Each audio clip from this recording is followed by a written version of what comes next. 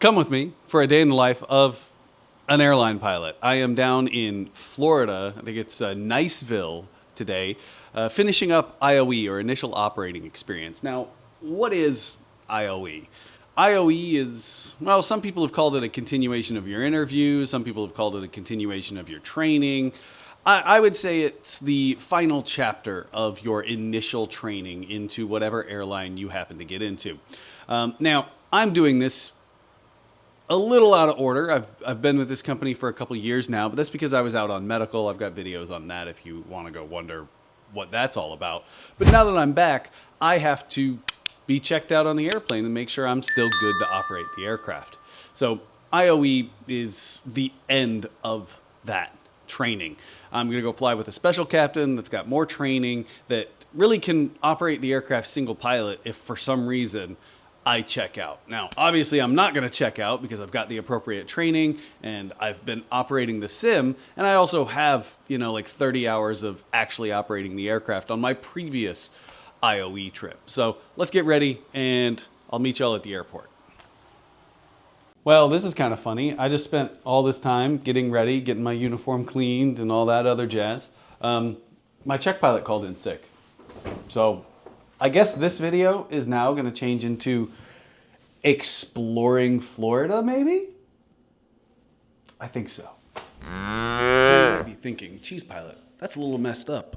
If your captain called in sick and you're not going into work either because your captain called in sick, what's going to happen to all those passengers? Aren't they pretty much stranded now? For a little while. And I know that might sound a little messed up, and before you run to the comments going, this is why I hate airlines, you guys suck, you're just going to go explore and drink and whatever when I'm stuck at the airport and I got things to do.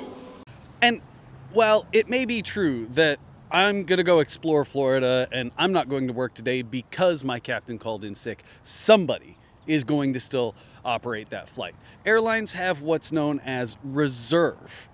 You could think of this as kind of like standby pilots, pilots that are available and are contractually required to be available to operate a flight in the event that, well, something like this happens.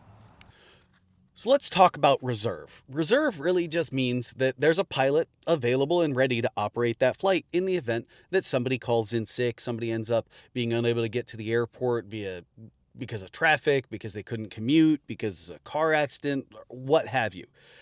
The pilot that was originally assigned to that flight is unable to operate that flight. So we have standby pilots that have to be able to get to that airplane within about an hour and a half to 2 hours. Some airlines it's longer, some airlines it's shorter. But at my company, the minimum is an hour and a half, the maximum is 2 hours. So let's say I wake up at 5 a.m. and I'm sick. I have a show time of 6:30, which means a departure of 7:30. So at 5 a.m. when I call in sick, crew scheduling, they're going to get the call and I'm going to be like, I don't feel good. I'm calling in sick. I can't operate the flight. And they're going to go, oh, okay, I hope you feel better. And I'm going to say, yeah, me too. Thank you. I'd like to use my sick time to cover this. Bye. All right. Now, some things are going to happen. They are going to make sure that I wasn't on that trip for some specific reason. So, for example, in this specific reason where my captain called in sick, my captain was a check pilot.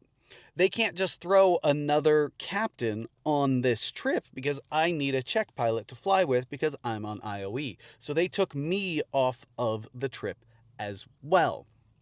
Now, they're going to start looking at the reserve list. Who's got the least amount of hours? Who's most junior? There's a couple other things that go into it, but they're looking for who to call. They're going to call them, and if they don't answer, they have 15 minutes to call back. And if they don't call back, it's effectively what you might refer to as a no-call, no-show if you're working at like a regular 9-to-5 job or like retail or something like that. So when the pilot gets the call, they really need to either answer it immediately or call back within that 15-minute window. So let's say the pilot answers the call. They now have an hour and a half to get to the airport, depending on the base. Some it's 2 hours, some it's an hour and a half. So they are going to get ready, get in the car, drive to the airport. It is now, let's say 6:45. It gave crew scheduling 15 minutes to call people. We're not even to the point where passengers are going to be boarding or anything like that. Passengers might not even know that there is a delay yet. So the pilot gets to the airplane, they start getting ready, and passengers start boarding, and they might just go about 15 minutes late because I called in well in advance. All right, so I guess we made it to Harbor Walk Village, which, to be honest, most of it seems pretty closed right now. It does seem like there might be a couple fun things to do. Right there says Destin Snorkel, so dolphin cruises, snuba, snorkeling, shelling, sunset cruises. So I don't know. Oh, closed for the season. So yeah, not doing that, I guess. I don't know how to get down there. Let's see if we can find our way down there.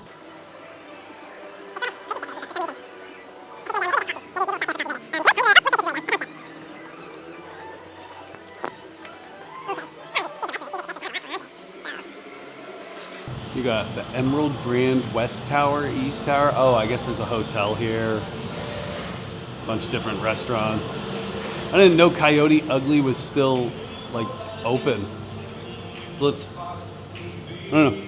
Let's go wander around. See what we can find. Of course there's a Margaritaville. Like, how could you have something in Florida like this without a Margaritaville?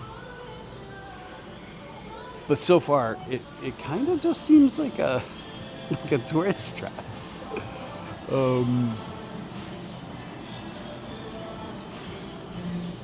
I don't know. Let's wander around.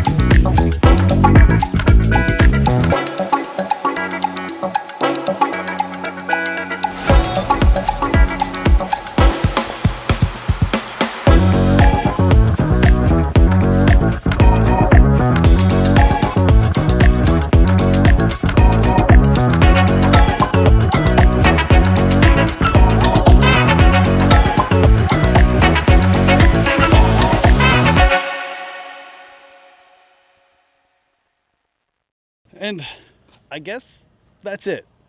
Maybe if we come back later, there'll be more going on. But right now, it's empty. I kind of like it. It's quiet. A little bit of music playing. But yeah, there's absolutely nothing going on here right now. So let's go find maybe a park and some coffee. See if we can find an alligator. All right, here we are at the Eden Garden State Park. You got water over there. You got forest over there. We're going to wander around and see what we can find. Maybe we can find an alligator. I guess maybe finding an alligator is a bad thing. Because don't they, like, run pretty fast? Or they don't run fast. They launch at you fast. I don't really want to get eaten by an alligator. But this park is kind of pretty. Like, a little swampy. I don't know if I'd call it swampy, like Everglady. I don't know. I don't know the words. But they do have a nice little canoe and kayak launch coming up here on the right. One thing, it's $5 to get in. I think it's $5 to get in. At least that's what I put. Oh, look, they got an alligator sign. Alligators are dangerous. Do not swim with alligators. Do not approach, frighten, or feed the alligators. Is there any alligators?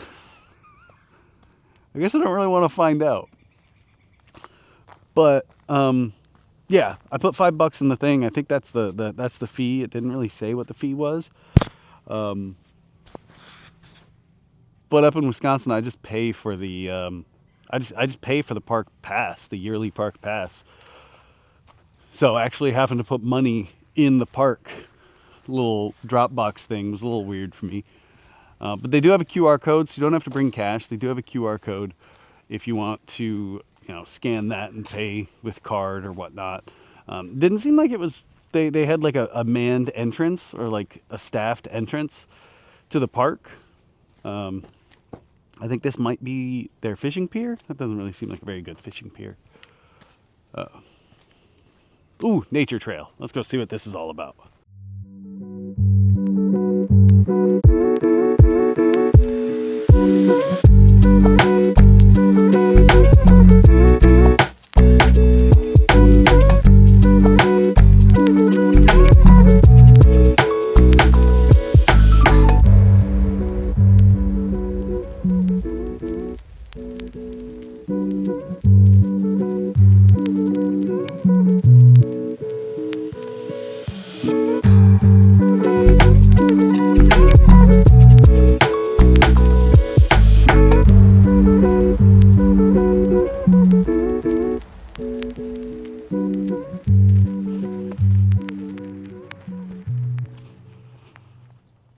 So now that we've been kind of walking around, enjoying this park for a little bit, let's talk about some of the stuff that it offers.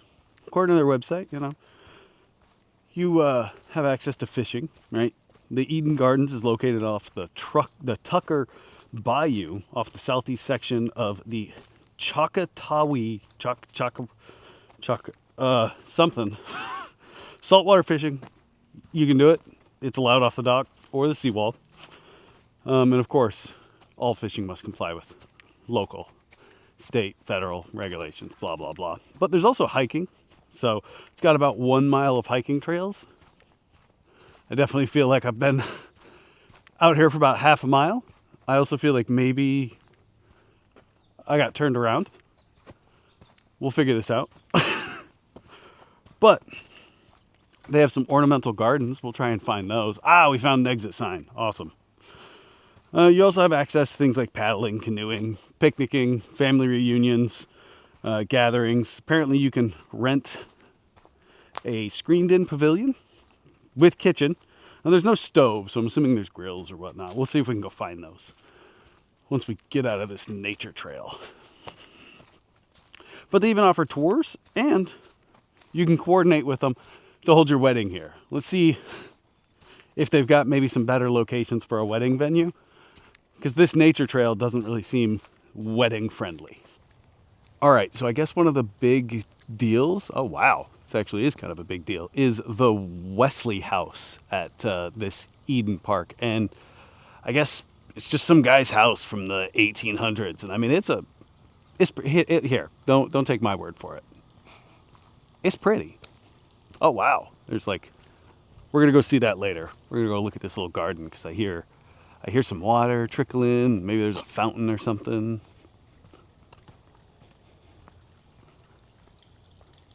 It's like a little maze.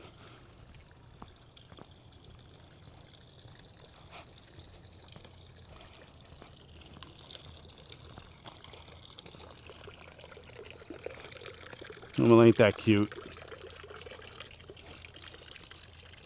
Okay, I can definitely see why somebody might want to get married here. Like the nature trail that we saw way over there, maybe not. Here, okay, I can see like, oh no, that's the Emperor's March, not the, not the wedding march. What is the wedding march? I just keep going back to the Emperor's thing. I don't know. It is pretty though. All right, let's go check out the Wesley House.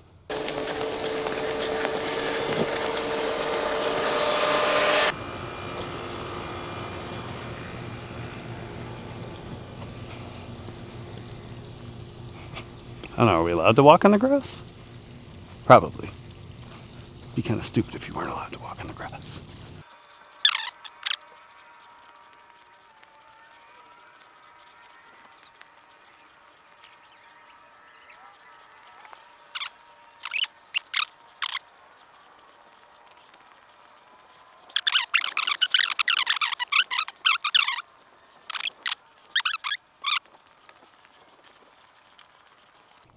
Like your t-shirt. Oh, appreciate it. You've been received for a while. Oh, Yes, we have. Okay.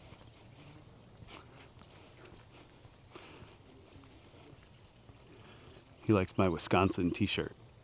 He lived down there. Oh, wait, am I looking at it right? Yep, he lived down there for a little while. Let's go explore the rest of this park. Looks like there might be, I don't know, there's something over here. This might be their little rental gazebo thing with a kitchen. No stove, though. Yeah, I guess I could see having maybe like a little small reception in there, you know?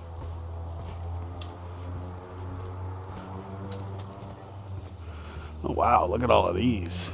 So we got the Rebel Yell, Virgie's Eden. I guess they're called camellias. Oh yeah, look at those. They got all kinds of them. Those are party. Yeah, this is definitely where they have like little weddings and such. Maybe this is the dance floor. No, I'm not dancing.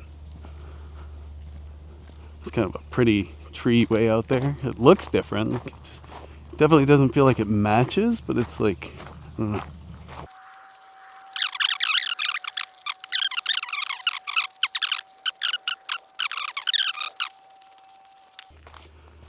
The question is now, what are we going to do next? We have a whole day down in Florida where we were supposed to be working. And now we got absolutely nothing to do. I know there was an aviation museum that I saw on the way down here. So I think we're going to go check out the aviation museum. And then at that point, I think it's time for lunch. I'm thinking, I mean, we're down here. Supposedly it's a great fishing area. I think fish tacos is really the best take. Let's go find some fish tacos. All right, so the airplane museum was a little far away, given with rush hour traffic. It wasn't rush hour, it was really just lunch traffic. It was like an hour and a half away. So instead, we came to the Man in the Sea Museum. And I don't know what this is, but it looks like it belongs in water. Here we are. So let's see what's going on out here before we head inside. This looks like it belongs in space. It says oxygen, heliox. I don't know what that is. It says it's also got helium, but I'm assuming they weren't using it for balloons. I guess you could see inside this one. Oh wow, it's like a room in there. Huh, I wonder what this was. We'll probably find out about it inside. Let's go see what this like straight Saiyan capsule looking thing is. Like this is very much what Raditz showed up in season 1 of Dragon Ball, or I guess it'd be season 2 of it's season 1 of Dragon Ball Z. The sphere was an active service from 1963. Oh God, yeah, look, that's where it was. A little sphere thing. The deepest prior dive to the 1970s is believed to have been 11,000 feet. Holy crap. I kind of want to see in it, but you can't really see in it. Let me see. Maybe I can stick the camera up there. Y'all can tell me what's in there, because I can't see what's in there. I don't know what this thing is. Looks like it's more submarine stuff. I mean, it's all going to be submarine stuff, because that's what this whole museum's about. Gator class SEAL delivery vehicle. Oh my God, there's people in it. That would be absolutely insane to be inside this thing. Oh, SEAL is in like Navy SEAL. Oh, look, there's the cockpit. You can see, oh my God, you can look inside of it. All right. Could you imagine? Like, look at that. Look at that. Look at this. This is nuts. I could not imagine being in this thing. And then you got, that's their little CDI, or their course deviation indicator. You know, you're either left of course, right of course, or you're on course. Then you got range, and this thing is crazy. We're gonna go look at that thing later. Then you got more. Like, this is, no, I'm good. Like, old airplanes are enough. I don't need Look at this. And then you got underwater contractors. What are underwater contractors? 2,000 foot submersible with wet and dry lockout. Huh. Operating depth of 2,000 feet, lockout depth of 1,000. 34,000 pounds. 2 crews and up to 3 observers or divers. 360 hours of life support. Wow. That's kind of crazy. Let's go see if we can look inside of it.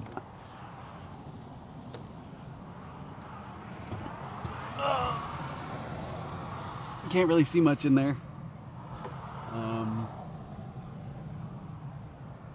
Don't hit your head. What else we got? That looks like maybe a personal submarine. I was always questioned about that. Like, can I just have my own submarine? Like, are you allowed to just own your own submarine? We'll probably find out if we go inside. I mean, we are gonna go inside. It's like $10. Look. I mean, all the windows are kind of cloudy, so you can't really see inside of it. But, I don't know, it's still cool. Now let's go look at that thing. Looks like it's the Sea Lab.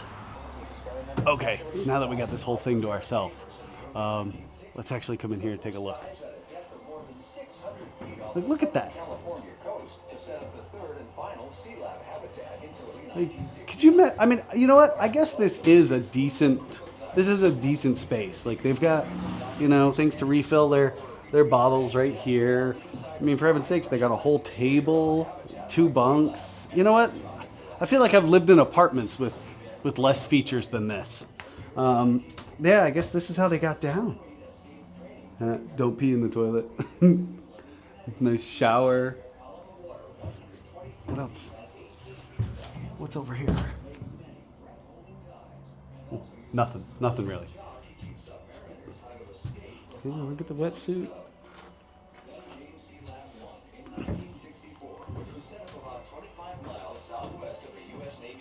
Could you imagine, like, looking out this porthole and seeing your buddy out there? Because they're 193 feet down in this thing for 11 days.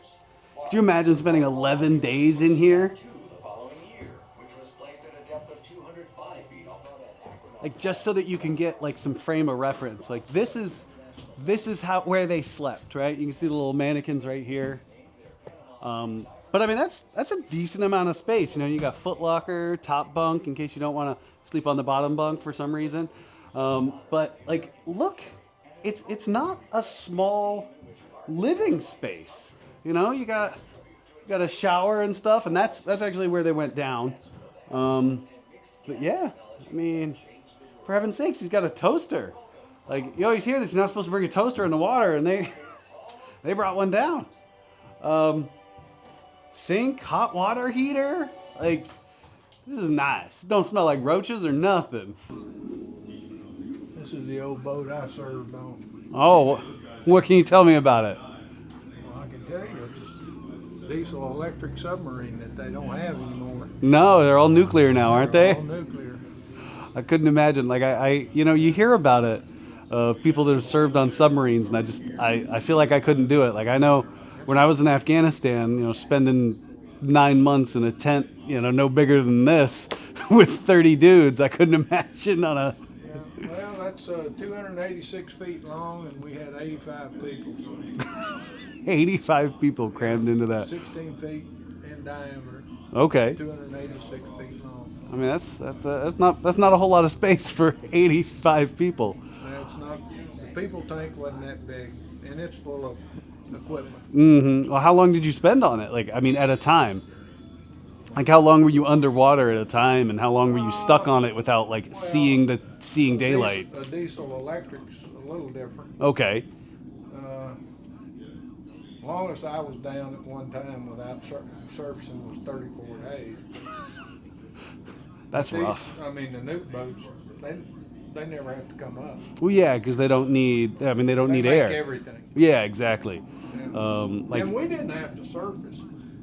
we could come up to Yeah, you could put like the exhaust and the intake up, right? yeah 54 feet. Okay. We could poke a pipe up, get fresh air, Yeah. and we could charge the batteries without servicing. Oh, so I mean, you'd come up to about 54 feet, start the generator. This back mast Okay. is called the induction mast. Okay. It's got a head valve on it. It's got a water sensor. If a wave comes over, it shuts the head valve. It'll draw a vacuum in the boat. It'll hurt you pretty bad. Oh. And with three diesels running, the only place it can get air is from inside the boat, so it'll suck your eardrums out about this far. And I'm assuming that never happened to you, right? No. No. And right below it is a big diffuser plate. Mm-hmm. And that's where the exhaust came out. And so you want to keep that as low to the water as you can so it spreads it out on the water and you don't send a black plume of diesel smoke in the air. That's fair. I could only imagine trying to hide from somebody. But And most of the time when you're snorkeling and charging batteries, it's at night. So okay. you don't do that in the daytime. Yeah, I guess so. I guess so.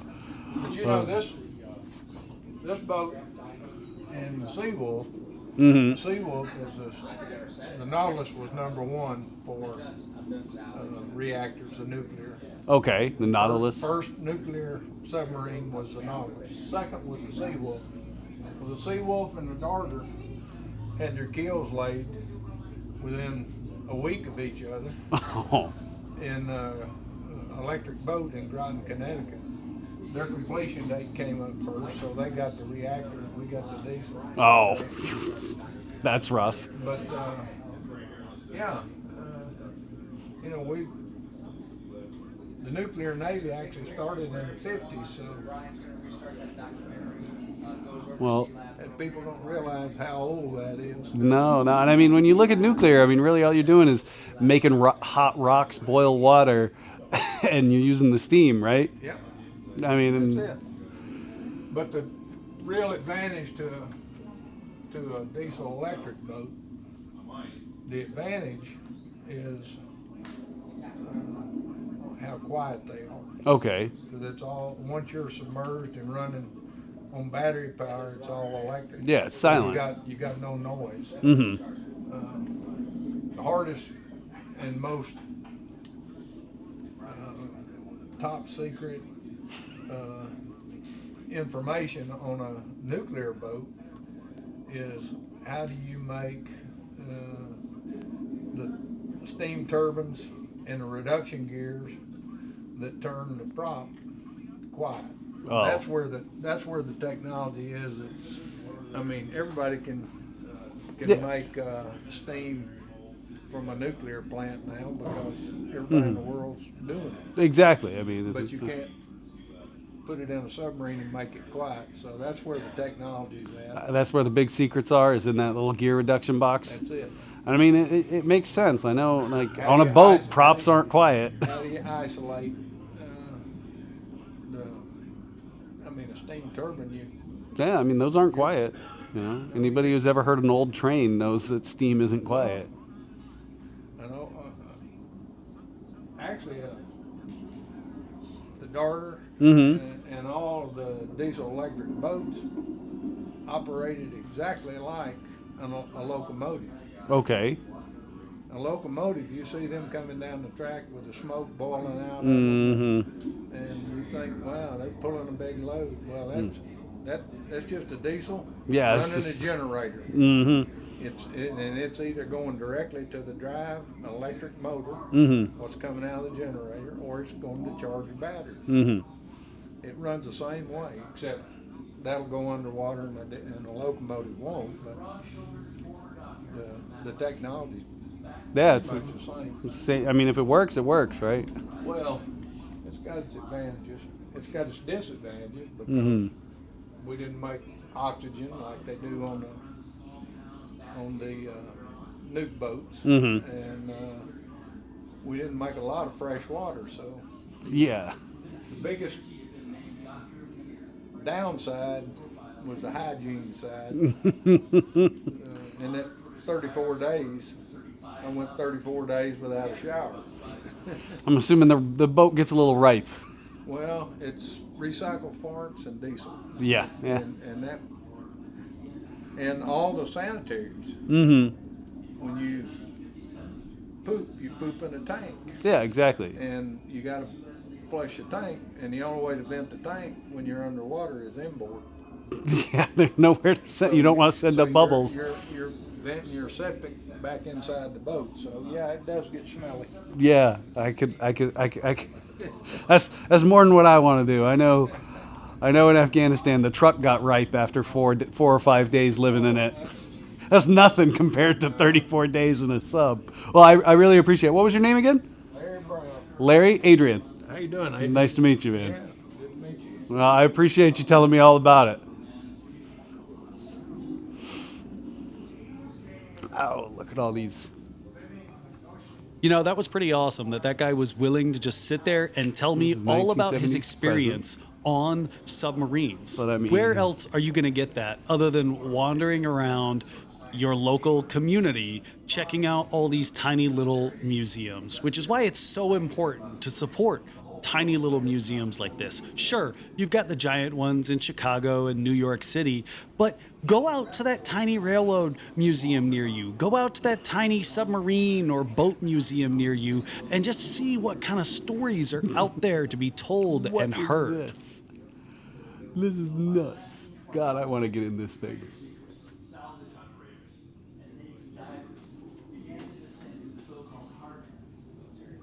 Oh wait, I can try it on? Supposedly it weighs 30 pounds. All right, let's do this. All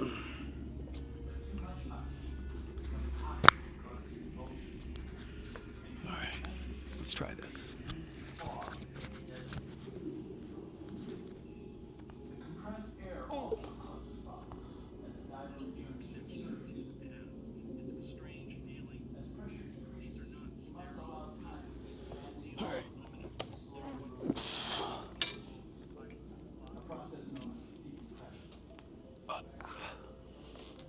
Yeah. Oh my God. Oh God. This is this is so heavy. This is so heavy. Oh yeah, no, I don't want to spend any extra time in that. Oh.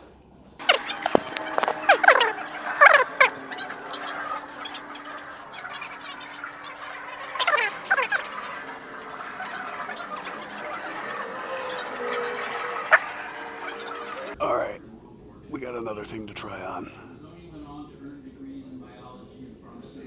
Come on. There.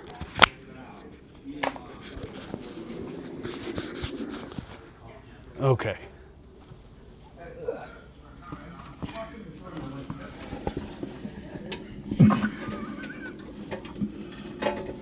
Oh, well, this is heavy. This is heavy. I could not imagine.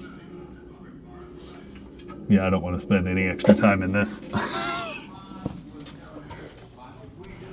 Oh, I'm glad I learned how to scuba dive recently and not back then. All right, I know it's not airplane related, aviation related, or anything like that, but if you get stuck down here for some reason or another, definitely go Man in the Sea Museum. It's small, you know, you can finish it in probably an hour, but for $5 for veterans, or $6, sorry, and $10 for adults, yeah, it's definitely well worth it. Go check it out, especially because you get to go in the little Sea Lab thing and see how they actually lived. There's a lot of cool information in there too, but let's go find some lunch, hopefully fish tacos. All right, so this is the place that Reddit recommended, Fins. Let's see how this is. Oh, apparently it gets busy enough that they need a big old corral and line like that. All right. So according to Reddit, this is the place for tacos down here, and I mean here we got our brisket taco. Smells like a brisket taco, and then we got our fish tacos over here. Definitely they're more white people tacos than I expected, you know, because you got like cheddar cheese and whatnot on them. But let's try them. Let's see what this is about.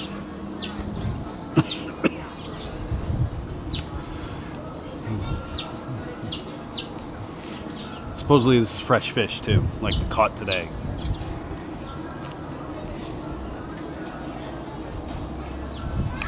All right. That slaps. That slaps. Let's try the brisket. Well, this one's bigger.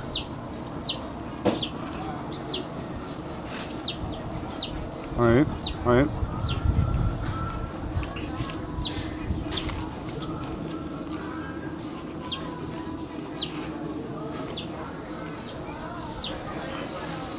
So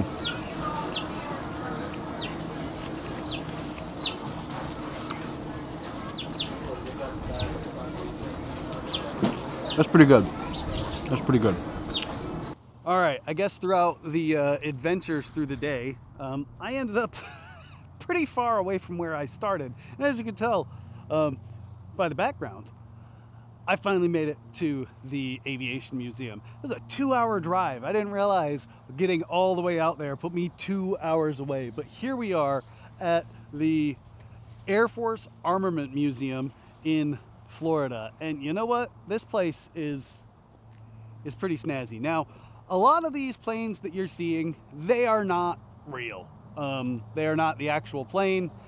They never were the actual plane. These are just static models, which I guess it doesn't really matter. You know, if you really want to go see these planes, you can see them at Oshkosh and stuff like that. I know I'm going to Oshkosh. I'm going to Sun and Fun, or at least I'm hoping I can get the time off to go to them.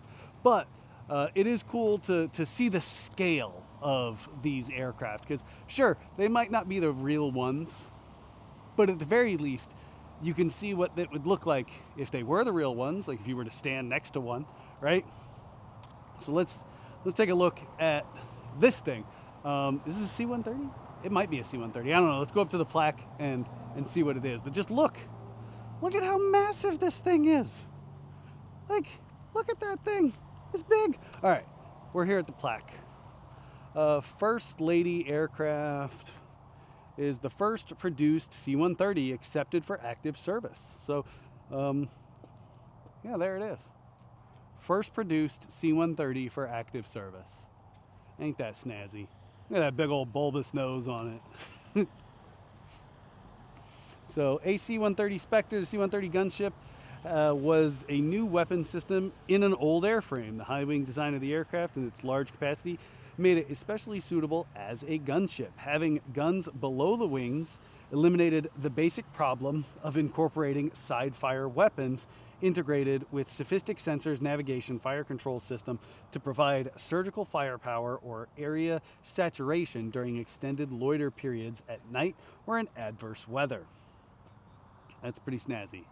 And I mean, look at those guns. Look at those guns. Like, I wouldn't want to mess with this thing. Like, look at that. Look at that. I don't know what that is. I don't know. I guess that kind of looks like the Crow that was mounted on my truck in Afghanistan. I mean, it's probably a little bit fancier than the Crow. But yeah, a bunch of miniguns. Another camera down there. Look at those wheels. A couple more guns. I got these big old ones back here. This is ridiculous. This is like, I wouldn't want to be on the receiving end of that, but yeah, there it is. All right, let's go look at something else.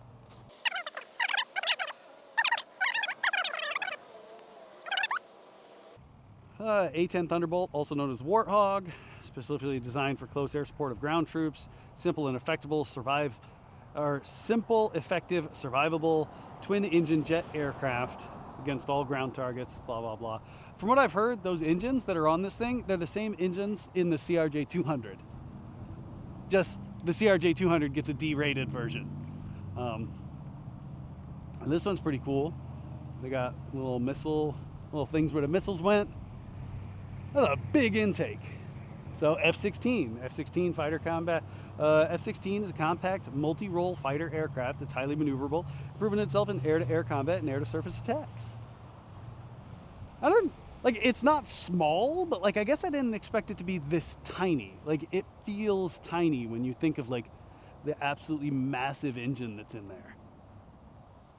All right, what do we got here?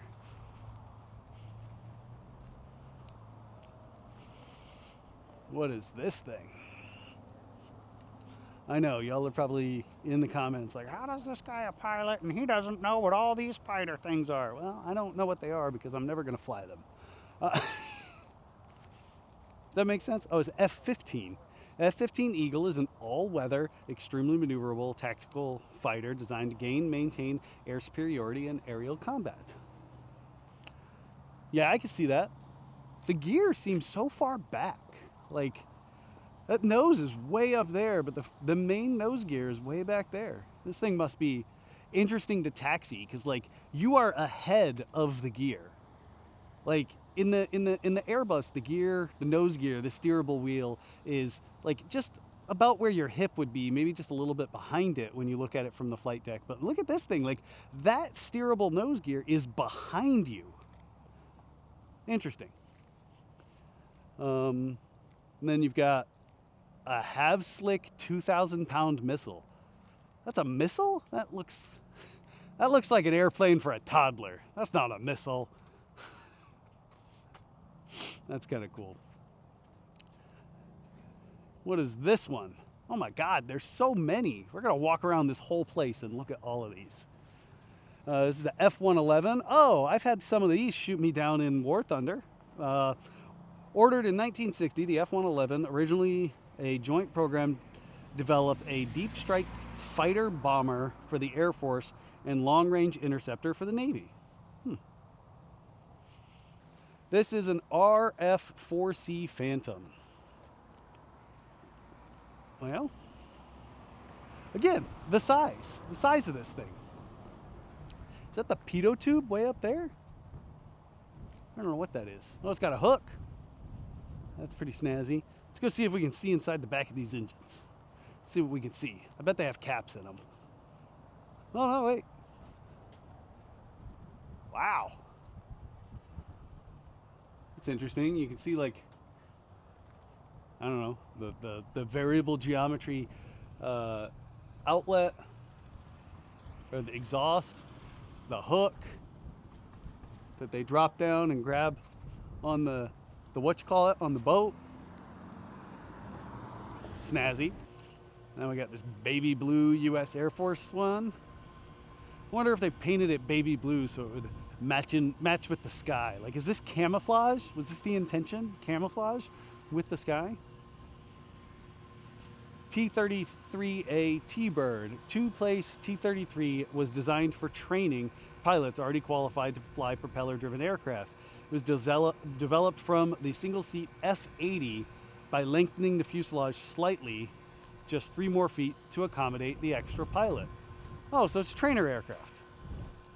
Go get your private pilot's license in this, right? No, I'm kidding. What is this then?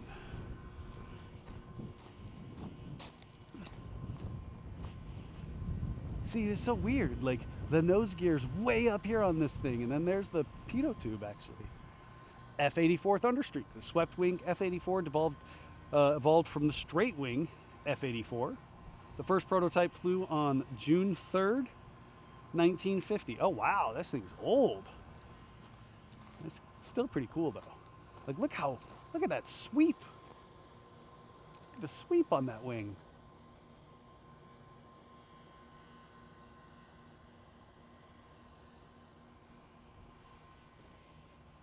And then we got Betty. It looks similar. Looks very similar to that one. Oh, F-86 Sabre, the U.S. Air Force's first swept-wing jet aircraft. The F-86 was first flown in 1947. Oh my God, that is old. Like, would you get in a car from 1947? Like, let's just think about that. Would you drive a car from 1947? Then we got the F-100C Super Sabre, first operational aircraft flying faster than the speed of sound. Flew in October of 1953. I mean, that thing looks like it'll fly faster than the speed of sound. God dang. Huh. Now this one's big. What is this? JF-101B Voodoo, the XF-88 penetration fighter. The F-101 originally was designed as a long-range bomber escort before production began. The design was changed to fill both tactical and air defense roles. The F-101 made its first flight back again in 1954. Wow. That's a tiny wing for such a big airplane. Like, just think about that in like comparison to like your Cessnas and your Pipers and whatnot. You know, the wing to aircraft ratio seems a little off on this. I bet it lands really fast because I mean there's no flaps on it. At least with this model it doesn't look like there's flaps on it. There could be flaps on like the real one, but I'm not seeing any flaps. All right. We got so many more airplanes to go look at. I mean, that's not an airplane, so we're not gonna look at that. I don't know what that is, but it's not an airplane. This one's got a hook and missiles and squatty gear. Look at that. Look at that gear. It's a little, I don't know, it feels cute.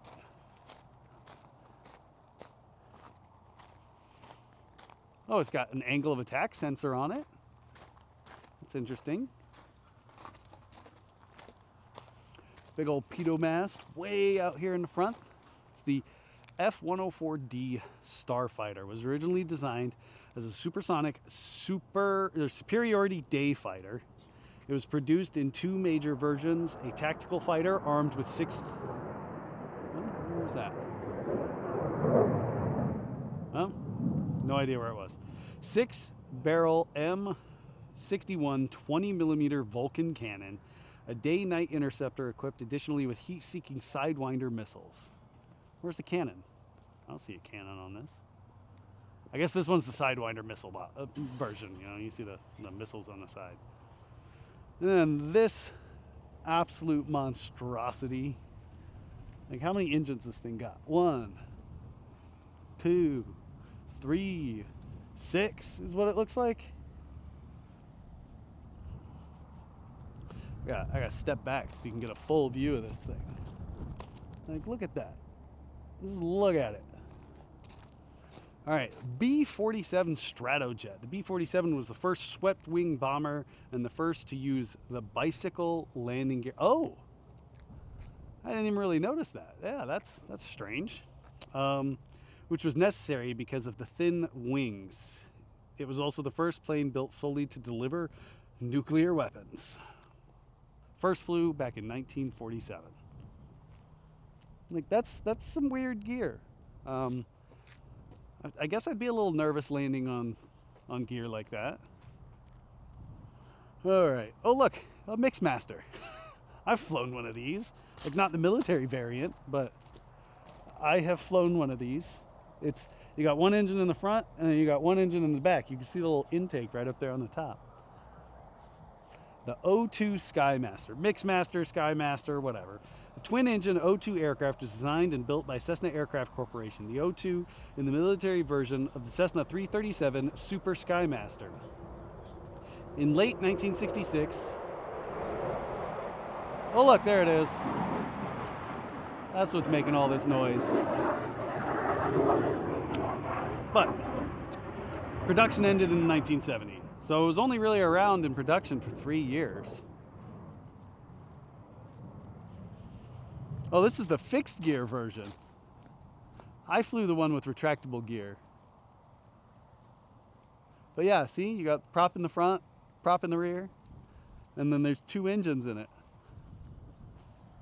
It's kind of interesting.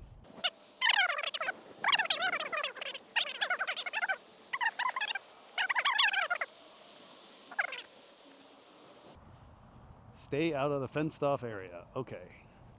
The B-52G Stratofortress was designed by Boeing in October of 1946 in response to the Air Army Corps request for a long-range bomber capable of carrying a 10,000-pound payload 3,000 miles at 300 miles per hour. The B-52 flew first in 1952 and is the only aircraft in the world with 8 jet engines. Yeah, fair. It is the only aircraft in the world with 8 jet engines.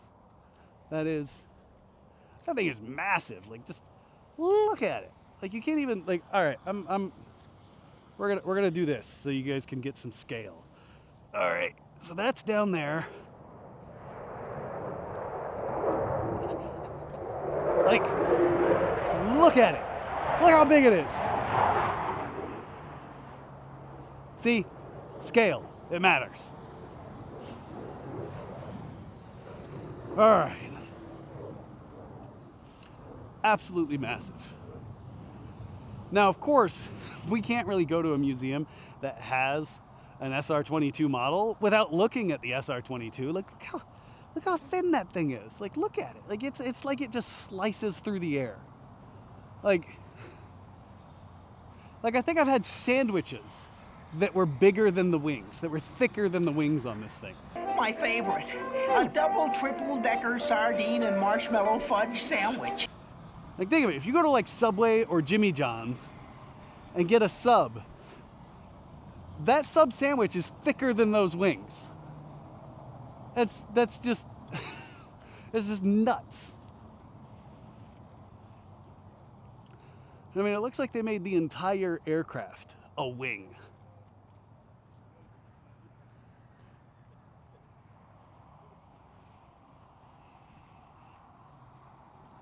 And it's nuts how old it is. Like, you think old airplane is like something like those. No. This thing isn't very new either. Like, imagine it, well, I mean, I don't really think that we should be building more fancier war machines, but I'm just saying. SR-71, did I call it a 22? I might have called it a 22, oops. The SR-71 long-range strategic reconnaissance mission capable of flying at speeds over Mach 3.2 at 85,000 feet. Like, that's space, all right? First operational flight in 1968. So the SR-71. But again, like, look at those wings. You have eaten sandwiches thicker than those wings. Now, I think it's time to head inside and then take a look at everything in there and come back out and take a look at all of that stuff over there. So let's head inside.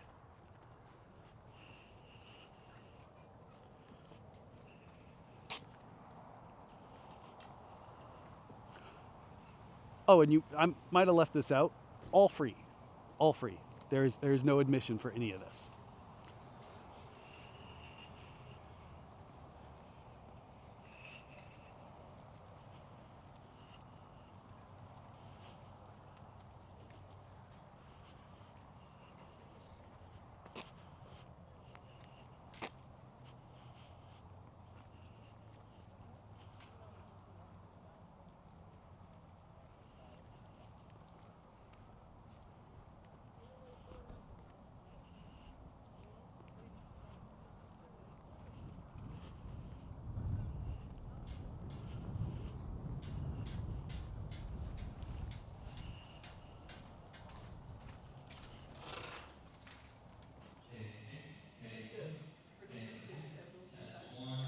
Hello. Good. First time here to the museum? Yeah. Welcome. Grab a brochure. Awesome. There's Thank a you. couple of maps inside. They'll guide the way around. If you need restrooms and elevators, they're to the left. You can head into the museum to the right. Just keep clear of the cordoned off sections. Cordoned off sections. Awesome.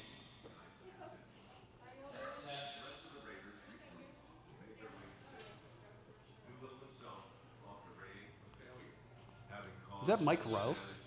Losing all of his planes. He expected to be court-martialed. That's definitely Mike Rowe. Little did Doolittle and know. The raid caused a sensation back home. Well, that's half the museum. It did kind of suck. About half the museum was closed for some special event. I don't know. It looked like a change of command ceremony to me. And those things take hours just to show that. I guess Either way, if you've been in the military, you know how wonderful change of command ceremonies are. But at least we got to look at all these cool guns and all these cool, launchers. As I said, somebody shot one of those at me in Afghanistan. It's terrifying.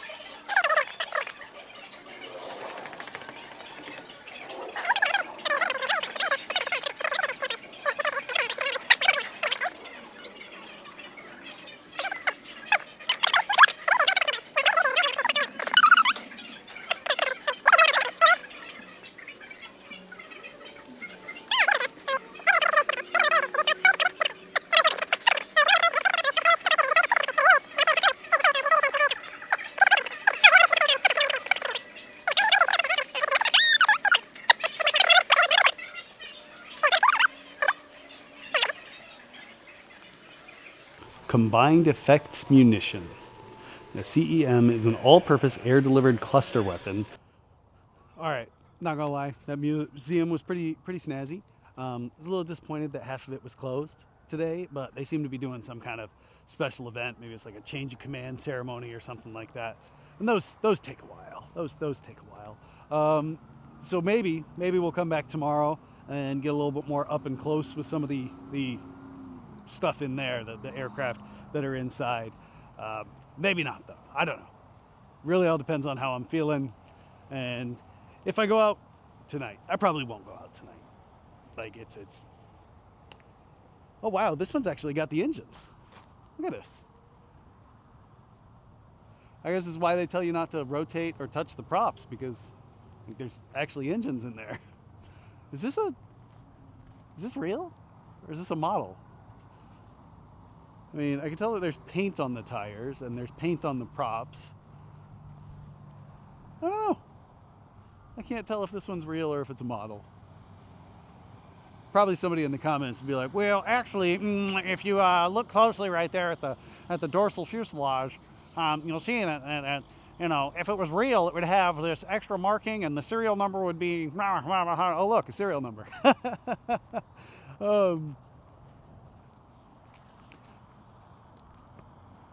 What is this thing? I have no idea what this is. It looks scary. Like I wouldn't want to be like riding around, pissing people off, and then see this thing. The M53 Pave Low is a modified M53J model with an interactive defense avionics multi-mission advanced tactical terminal, or IDAS-MAT. The system enhances present defensive capabilities of the Pave Low. It provides instant access to total battlefield situation. It really just sounds like it's the fancy one with the G1000.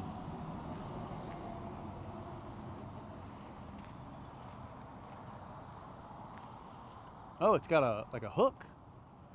That is just, I don't know. Like, look up at that mechanism. Swash plate? Is that what it's called? I think it's called a swash plate. But just look at it. Is that you really want? Like, it's just nuts. That does not seem like something I wanna risk my entire life on. That seems like one bolt goes wrong and you're done. You're done skis. And that's not even talking about like this back here. You got another thing with a bunch of twisty bits and boobs and bobs. There, it's like, yeah, if one of those fails, one of them, just one bolt goes, you're done. I don't know why it has a tail hook. Snazzy though. Big ol' engines. All right. I think we're done at the museum, and currently about 3:30. So back to the hotel, relax, get some water, and maybe we'll try and find tacos or something later. And of course, finish off the day with a workout and some chicken nuggies. I mean, technically they're chicken strips, but close enough. That's one thing that I guess a lot of people don't really realize when it comes to being an airline pilot and being gone away from home for kind of extended periods of time, is food. That's one of the things I've struggled with the most as an airline pilot is eating. Like either eating healthily or purely just getting enough to eat. When I was a regional pilot, and to be honest, 14-hour days, getting sent to hotels in the middle of nowhere where the closest thing is a gas station.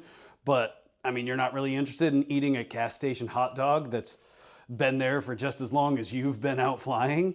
And then bringing food, because not every hotel had a fridge. The amount of food I had to throw away as a regional pilot was just, it was just atrocious, because not every hotel had a fridge, and if it didn't have a fridge, there was times where I would go and get like a bucket of ice and put all my food in like the sink, or like lay down some ice and put all my food in the sink on top of the ice with more ice.